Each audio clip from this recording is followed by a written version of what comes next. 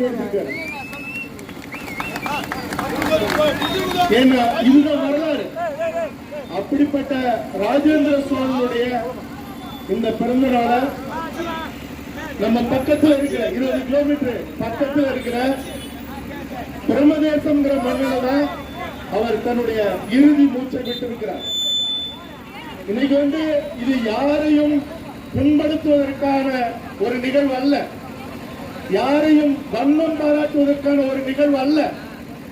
தமிழ் குடி, தமிழ் குடியில எந்த ஒரு குறவர் குடியாக இருந்தாலும் சரி, தேவர் குடியாக இருந்தாலும் சரி, தோழர் நாடார் குடியாக இருந்தாலும் சரி, அல்லது பறையர் குடியாக இருந்தாலும் சரி, தேவேந்திர வேளாளர் குடியாக இருந்தாலும், எந்த குடியாக இருந்தாலும் தமிழர் குடிகள் வன்னியர் குடிக்கு ஒரு சகோதர குடி அப்படிங்கறதுல எந்த மாற்று கருத்தும் இல்லை.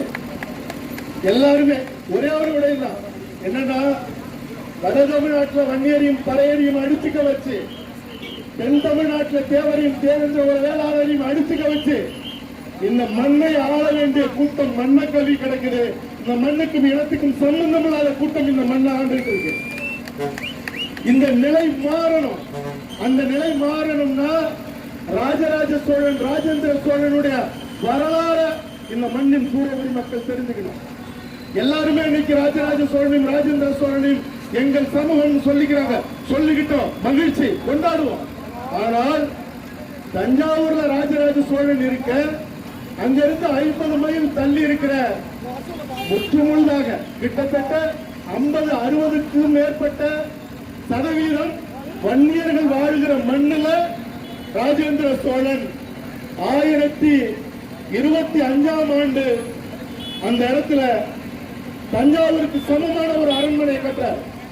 அந்த மண்ணில் எந்த குடி அதிகமாக வாழ்ந்த குடி அப்படிங்கிறது உலகமே சொல்லும், தமிழிடமே சொல்லும், வன்னியர் குடி. ஆக பிரமதேசம், அதை சுற்றி இருக்கிற கிராமங்கள்ல யார் வாழ்றாங்கன்னு தெரியும். அதனால எல்லாரும் கொண்டாடிட்டோம். கொண்டாடுவதை யாரும் தடுக்க வேண்டாம்.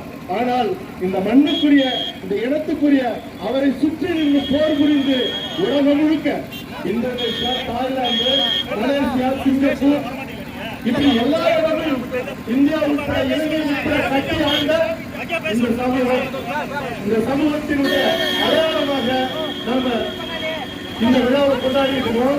அதனால அதாவது இந்த மண்ணுக்குரியவர்கள் இந்த மண்ணை மறுபடியும் வாழ்வதற்கு இந்த மண்ணில் வாழ்ற அனைத்து குடிகளையும் சகோதர குடியாக இணைத்துவிட்டு மீண்டும் தமிழம் 50,000 ஆண்டுகள் வரலாறு கொண்ட இந்த தமிழம் நின்று நிலைத்து தலை நிமிர்ந்து ஆளுமையோடு வாழ இந்த மண்ணில் இந்த மண்ணுக்குரியவர்கள் ஆள வேண்டும்.